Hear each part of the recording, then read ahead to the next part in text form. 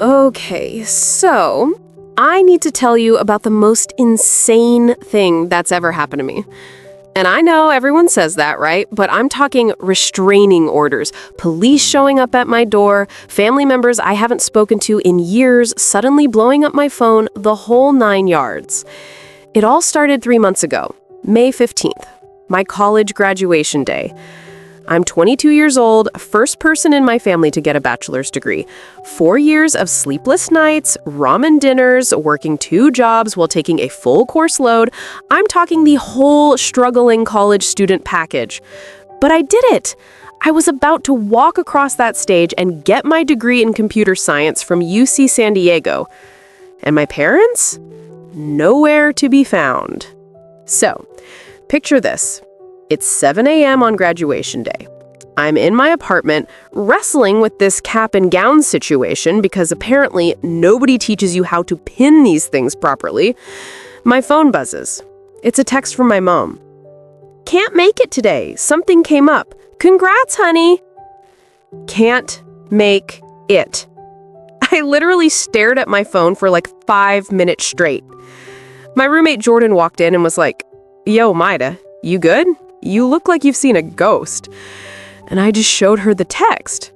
She read it and her jaw actually dropped. Wait, what? That's it? No explanation? I tried calling, straight to voicemail. Texted my older brother Derek. He was supposed to come too.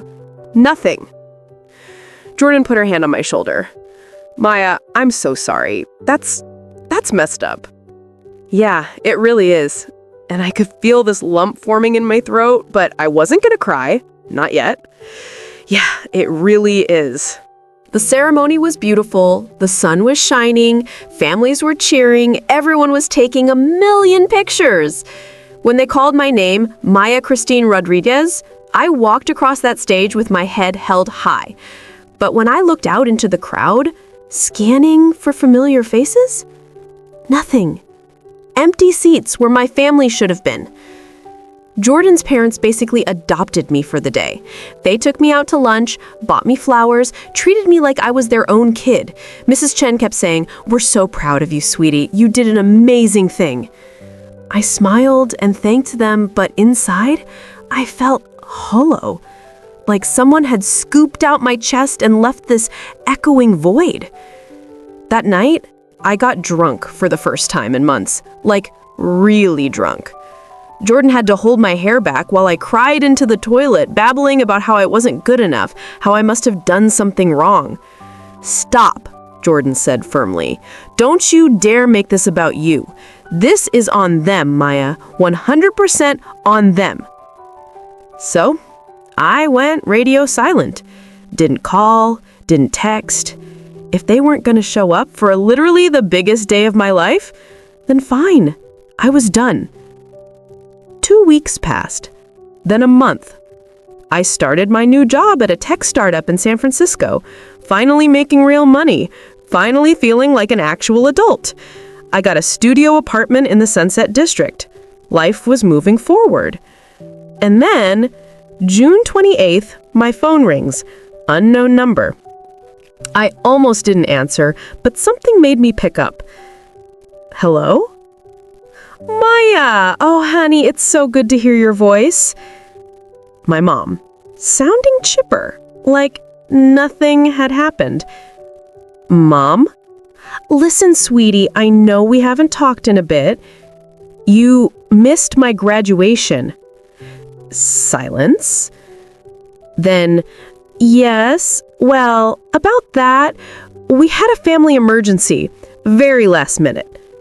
"What emergency? Is everyone okay? Is Derek okay?" "Oh, everyone's fine now, but listen, that's actually why I'm calling. We need a little help financially. Things have been tight, and with everything that happened, we're in a bit of a bind." I felt ice water run down my spine. "How much?" "Well, we need about $2,100. We know you just started that fancy new job, and..." "Are you serious right now?" "Maya, don't take that tone with me. We're family. Family helps family." I actually laughed, like a crazy person.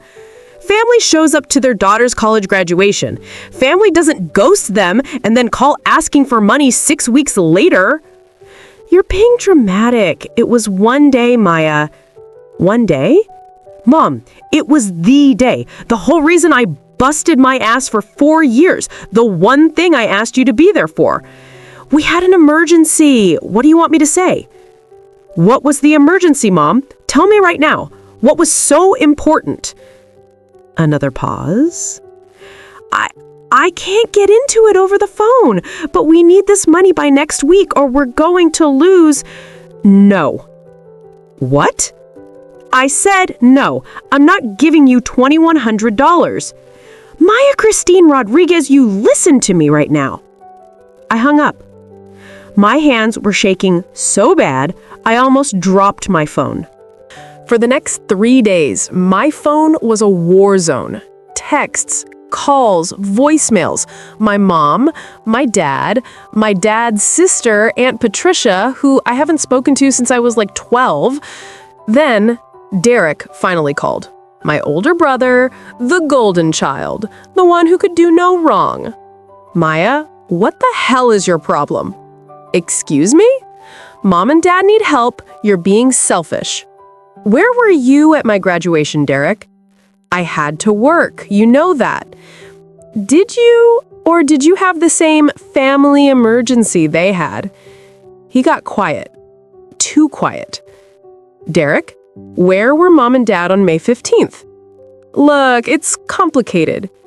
Tell me the truth right now, or I swear to God, I'm blocking your number too.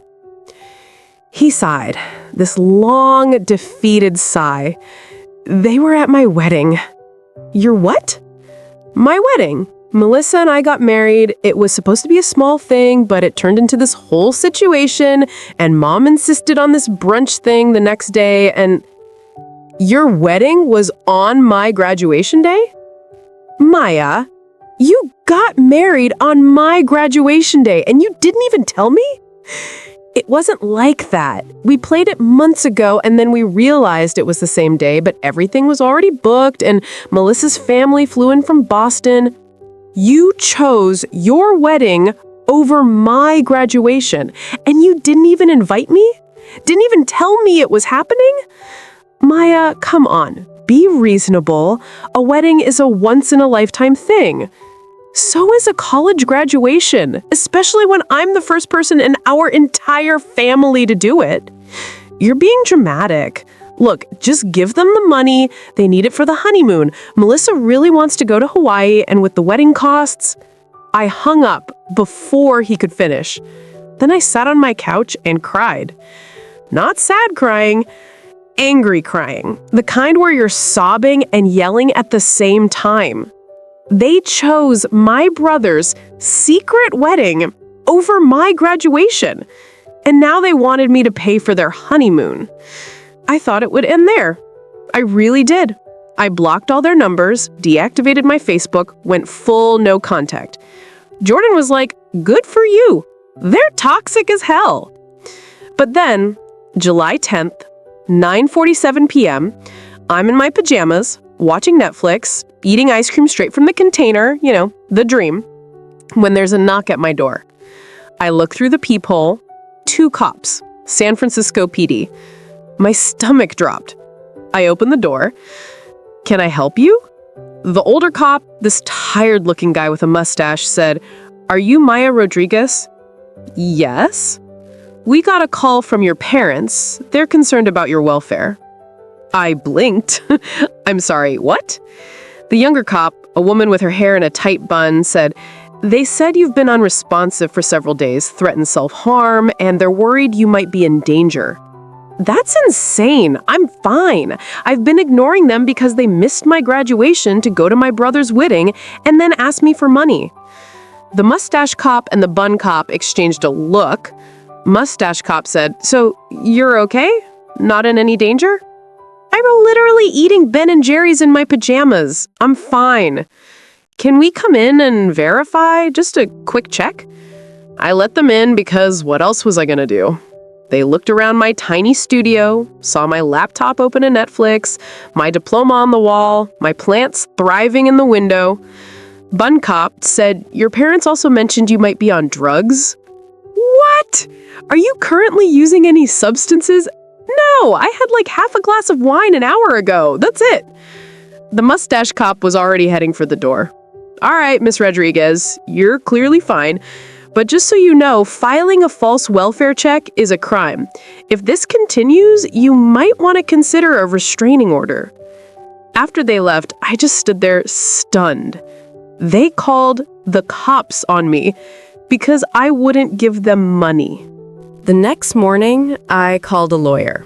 Found one who did a free consultation. Her name was Rebecca Torres, and she was this sharp, no-nonsense woman in her 40s. "So, let me get this straight," she said, after I explained everything. "They missed your graduation for a secret wedding, asked you for money for their honeymoon, and when you refused, they called in a welfare check claiming you were suicidal." Yup.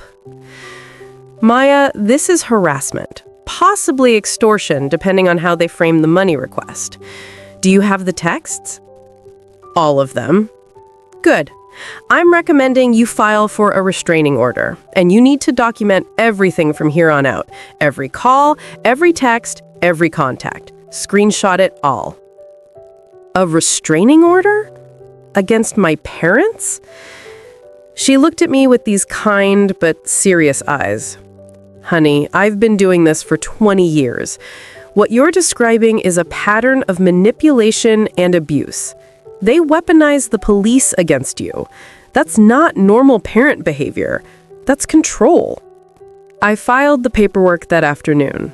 Temporary restraining order against both parents, set for a hearing in 2 weeks. The family implosion was immediate and nuclear. Aunt Patricia called me from someone else's phone, screaming about how I was tearing the family apart. Cousins I barely knew were messaging me on Instagram, calling me ungrateful. My dad's mom, Grandma Rosa, left me a voicemail in Spanish, crying, saying she didn't raise her son to have a daughter who'd betray him like this. But here's the thing. Some people surprised me. My mom's sister, Aunt Linda, called me. "Maya, I heard about everything. Your mom told a very different story, but I did some digging. Is it true they missed your graduation for Derek's wedding?" "Yeah." "And they didn't tell you?" "Nope." She was quiet for a second. "I'm so sorry, Micha. That's not right. That's not okay." I started crying again. Everyone's saying I'm the bad guy. You're not. You set a boundary and they're punishing you for it. But Maya, some of us see what's happening. You're not alone. Aunt Linda, my cousin Sophia, and Jordan's parents wrote letters of support for my restraining order hearing. They detailed years of my parents favoring Derek, making me feel less than, turning family events into competitions. Turns out I wasn't crazy. Other people had noticed too. The restraining order hearing was surreal. We were in this small courtroom, fluorescent lights humming, the smell of old coffee, and anxiety in the air. My parents showed up in their Sunday best. My mom was crying before it even started. My dad looked furious. The judge, a stern black woman with glasses, listened to both sides. My lawyer presented the texts, the police report, the pattern of behavior. My dad's lawyer, they had actually hired a lawyer, argued that this was a misunderstanding, that they were concerned parents, that I was overreacting. Then the judge asked me directly, "Ms. Rodriguez, why are you seeking this order?" I took a breath. "Your Honor, I spent 4 years working myself to the bone to get a degree. I did it to make them proud, to show them I could succeed. And when it was time for them to show up for me, they chose my brother. They chose to go to his wedding, a wedding I wasn't even invited to, instead of my graduation. And when I set a boundary by refusing to give them money, They tried to make me look dangerous. They used the police as a weapon. I don't feel safe around people who would do that. My mom stood up, sobbing. Maya, please, you're my daughter. I love you. Then why weren't you there? My voice cracked. That's all I wanted, just for you to be there. The judge granted a 1-year restraining order. My parents had to stay at least 100 yards away from me, couldn't contact me directly, couldn't show up at my work. As we left the courtroom, I heard my dad mutter, "She's dead to me." And you know what? It hurt, but it also felt like freedom. Life got quieter after that. Eerily quiet at first, like the world was holding its breath. I threw myself into work, made some friends at the startup, started therapy. Jordan insisted, and she was right. My therapist, Dr. Kim, was this calm, insightful woman who helped me realize that the guilt I felt wasn't actually mine to carry. She said, "You didn't break this family. You just stopped pretending it wasn't already broken." One evening in late August, I was walking home from a coffee shop when my phone buzzed. Unknown number. Against my better judgment, I answered. "Hello? Maya?" "It's Derek." My stomach tightened. "You're not supposed to contact me." I know. I'm calling from a friend's phone. Please don't hang up." I stopped walking. "What do you want?" I need to apologize. Really apologize." I waited. "Melissa left me." "What?" "She left me 3 weeks ago. Turns out she was cheating the whole time we were engaged. The wedding, she wanted it fast because she thought I'd find out. She just wanted the ring, the Instagram photos, the Hawaii trip, and I was too stupid to see it." I didn't know what to say. And the thing is, his voice was shaking now. When it all fell apart, I called Mom and Dad, told them everything. You know what Mom said? She said, "Well, at least we got some nice photos out of it." "Derek? You were right, Maya, about everything. They've always been like this, and I just never saw it because I was the favorite. I didn't have to see it." I sat down on a bench. "Why are you telling me this?" "Because I'm sorry. I'm so sorry. You deserved better than what we did to you, what I did to you. And I know sorry doesn't fix anything, but you deserve to hear it." We talked for 2 hours. Really talked. For the first time maybe ever, Derek and I had an honest conversation. He told me about years of pressure to be perfect, to live up to expectations, to be the son our parents could brag about. How it crushed him just in a different way than it crushed me. "You got out. You set boundaries. I wish I'd been brave enough to do that years ago." "It's not too late." "I don't know if I'm ready." "Then wait until you are." "But Derek, I can't have a relationship with you while you're still enmeshed with them." "Not yet. Maybe not ever. And I need you to respect that." "I understand. For what it's worth, I'm proud of you. I should have said that at your graduation." So here we are, 6 months later. Thanksgiving week, actually. I'm not spending it with my family, obviously. Jordan invited me to her family's place in Oregon, and I said yes. Mrs. Chen has already texted me 3 times about what kind of pie I like. My parents tried to have the restraining order lifted last month. The judge denied it. They'd violated it twice, once by showing up at my workplace, once by sending me a birthday card through my cousin. Both incidents documented, both adding to the case against them. Derek and I text sometimes. Nothing deep, just memes, mostly. But it's something. Last week, Aunt Linda called to tell me that my mom's been telling everyone at church that I'm mentally ill, that I abandoned the family, that I'm on drugs. Linda said, "Just so you know, nobody who matters believes her." And here's the thing I've learned through all of this. I spent 22 years trying to earn love that was always conditional, trying to be good enough, successful enough, quiet enough, convenient enough. And the second I needed something from them, just their presence, just their pride, they couldn't give it. But Jordan's family showed up. Aunt Linda showed up.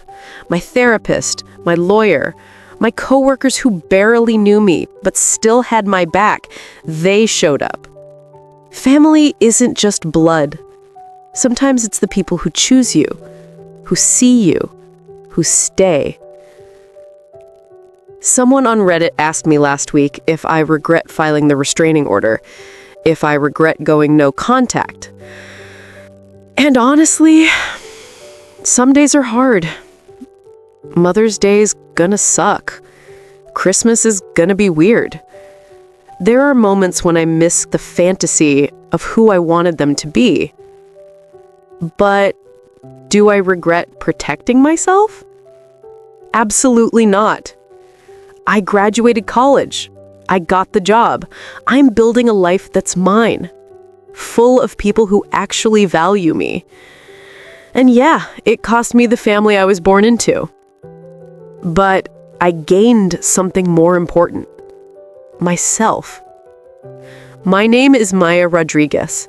I'm 22 years old. I'm a software engineer. I'm a college graduate. And I'm the person who finally learned that no is a complete sentence, even when it's the hardest word you'll ever say.